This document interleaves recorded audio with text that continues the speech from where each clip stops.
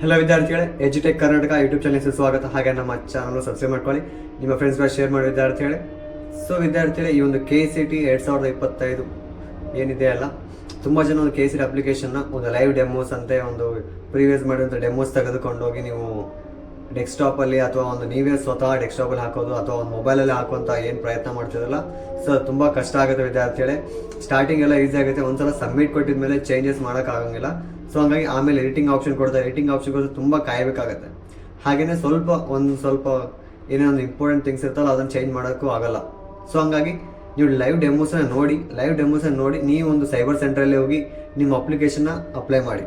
ಹಾಗೆಯೇ ನೀವು live demo ನೋಡಿರ್ತಿಲ್ಲ, instructions ಎಲ್ಲ ಅವರು ನಿಮ್ಮ ಬಗಲ ಕೂತ್ಕೊಂಡು ಅವ್ರು ಏನೇ ಒಂದು ಗ್ರಾಮವನ್ನು ಅಥವಾ ಕರ್ನಾಟಕವನ್ನು ಸೈಬರ್ ಸೆಂಟರ್ ಏನಿರ್ತಾವಲ್ಲ ಅವ್ರ ಬಗಲ ಕೂತ್ಕೊಂಡು ನೀವು ಇನ್ಸ್ಟ್ರಕ್ಷನ್ ಕೊಡಿ, ಈ ಥರ ಫಿಲ್ ಮಾಡಿ ಅಂತ ಇನ್ಸ್ಟ್ರಕ್ಷನ್ ಕೊಡಿ. ಹಾಗೆಯೇ ಅದ್ರಲ್ಲಿ ಫಿಲ್ ಮಾಡೋ ಮುಂದೆ ಏನೇನೋ ಒಂದು ಆಧಾರ್ ನಂಬರ್ ಆಗಿರ್ಬೋದು, ಬ್ಯಾಂಕ್ ಡೀಟೇಲ್ಸ್ ಆಗಿರ್ಬೋದು, ಹಾಗೆಯೇ ಒಂದು RD ನಂಬರ್ಸ್ ಆಗಿರ್ಬೋದು, ಏನಿರ್ತಾವಲ್ಲ ಅದನ್ನು ಕರೆಕ್ಟಾಗಿ ಒಂದ್ಸಲ ಚೆಕ್ ಮಾಡ್ಕೊಳ್ಳಿ. ಹಾಗೆಯೇ ಚೆಕ್ ಮಾಡ್ಕೊಂಡಾಗ ಏನಾಗುತ್ತೆ, ಕರೆಕ್ಟಾಗಿರುತ್ತೆ ವಿದ್ಯಾರ್ಥಿಗಳೇ. ನೀವು ಬರೀ ಒಂದು ಬೇಕಾದ ಡೀಟೇಲ್ಸ್ ಎಲ್ಲ ಅವ್ರ ಕಡೆ ಕೊಟ್ಟು ಇದು ಮಾಡ್ಸಿರಂದರೆ ಮಿಸ್ಟೇಕ್ಸ್ ಆಗಿದೆ, ತುಂಬ ಎಫೆಕ್ಟ್ ಆಗುತ್ತೆ ವಿದ್ಯಾರ್ಥಿಗಳೇ. ಪ್ರತಿ ವರ್ಷವೂ ನಾವು ನೋಡ್ತಾನೆ ಇದ್ದೀವಿ. ಆ ಥರ ತಪ್ಪುಗಳು ಮಾಡೋಕ್ಕೋಗಬೇಡಿ. ಪ್ರತಿಯೊಂದು ಕೂಡ ನೀವೇ ಬಗಲಾಗಿತ್ಕೊಂಡು ಒಂದು ಕಂಪ್ಯೂಟರ್ ನಾಲೆಜ್ ಯಾರಿಗಿರುತ್ತಲ್ಲ ಅವ್ರ ಕಡೆ ನೀವು ಕುತ್ಕೊಂಡು ಹಾಕ್ಸಿ. ಓಕೆನಾ? ಲೈವ್ ಡೆಮೋಸ್ ಎಲ್ಲ ನೋಡಿ ನೀವು ನಾವೇ ಒಂದು ಅಪ್ಲೈ ಮಾಡ್ಬೋದು ಅನ್ನೋ ಒಂದು ನಿರ್ಧಾರ ತೆಗೆದುಕೊಳ್ಳೋಕೆ ಇದು ಮುಂದೆ ತುಂಬ ಕಷ್ಟ ಆಗುತ್ತೆ. ಹಾಗೆಯೇ ಈ ಒಂದು ಹೈದರಾಬಾದ್ ಕರ್ನಾಟಕ ಆಗಿರ್ಬೋದು, ಕನ್ನಡ ಮೀಡಿಯಮ್ ಆಗಿರ್ಬೋದು, ರೂರಲ್ ಆಗಿರ್ಬೋದು, ಈ ಒಂದು ವಿದ್ಯಾರ್ಥಿಗಳು ಏನಿದ್ದಾರಲ್ಲ, ಹಾಗೆಯೇ ಸ್ಪೋರ್ಟ್ಸ್ ಕೋಡ್ ಆಗಿರ್ಬೋದು, ಇಂಥ ವಿದ್ಯಾರ್ಥಿಗಳು ಏನಿದೆ ನಿಮ್ಮ ಒಂದು ರಿಸರ್ವೇಷನ್ ಏನಿದೆಯಲ್ಲ, ನಿಮ್ಮ ರಿಸರ್ವೇಷನ್ ಕ್ಲೈಮ್ ಮಾಡ್ಕೊಳ್ಳೋಕ್ಕೆ ನೀವು ಸ್ಟಾರ್ಟಿಂಗ್ ಅಪ್ಲಿಕೇಶನ್ಲೇ ಕ್ಲೈಮ್ ಮಾಡ್ಕೋಬೇಕಾಗಿರುತ್ತೆ. ಅದರಲ್ಲಿ ಆಪ್ಷನ್ ಇರುತ್ತೆ. ಅಲ್ಲೇ ನೀವು ಕ್ಲೈಮ್ ಮಾಡ್ಕೊಳ್ಳಿ. ಹಾಗೇನೇ ವಿದ್ಯಾರ್ಥಿಗಳು ಹೊಸದಾಗಿ ಏನಾದರೂ ಆ್ಯಡ್ ಮಾಡಬೇಕಂದ್ರೆ ಒಂದು ಅಪ್ಲಿಕೇಶನ್ ಮುಗಿದಿದ ನಂತರ, ಲಾಸ್ಟ್ ಡೇಟ್ ಮುಗಿದಿದ ನಂತರ ಅಪ್ಲಿಕೇಶನ್ನ ಒಂದು ಹೊಸ ರಿಸರ್ವೇಷನ್ ಆ್ಯಡ್ ಮಾಡಬೇಕಿತ್ತು, ನನಗೆ ಗೊತ್ತಿದ್ದಿಲ್ಲ ಅಂದರೆ ಅದು ಮಾತ್ರ ಚಾನ್ಸ್ ಇಲ್ಲ.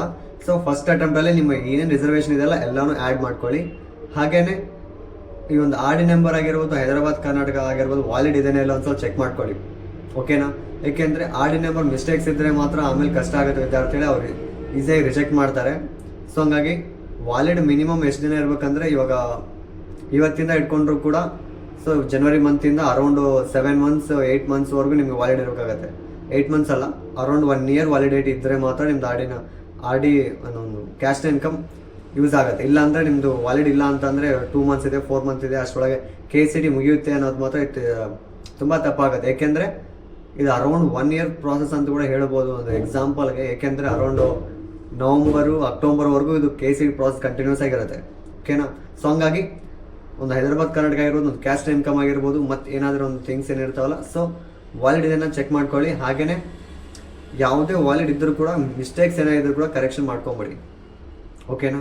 ಮಿಸ್ಟೇಕ್ಸ್ ಇದನ್ನು ಅಪ್ಲೋಡ್ ಮಾಡಿದ ಮೇಲೆ ಮತ್ತೆ ಅದನ್ನು ನೀವು ಟೈಮ್ ಕೊಡೋಂಗಿಲ್ಲ, ಅವ್ರು ಮತ್ತೆ ರಿಜೆಕ್ಟ್ ಆಗ್ತವೆ, ನಿಮ್ಮ ರಿಸರ್ವೇಷನ್ ಎಲ್ಲ ವೇಸ್ಟ್ ಆಗುತ್ತೆ. ಹಂಗಾಗಿ ಆದಷ್ಟು ಎಲ್ಲ ಕರೆಕ್ಷನ್ಸ್ನ ಹಾಗೆ ವಾಲಿಡ್ ಇದಾವಲ್ಲ ಅಂತ ಪ್ರತಿಯೊಂದು ಚೆಕ್ ಮಾಡಿಕೊಂಡು ಅಪ್ಲಿಕೇಶನ್ ಹಾಕಿ.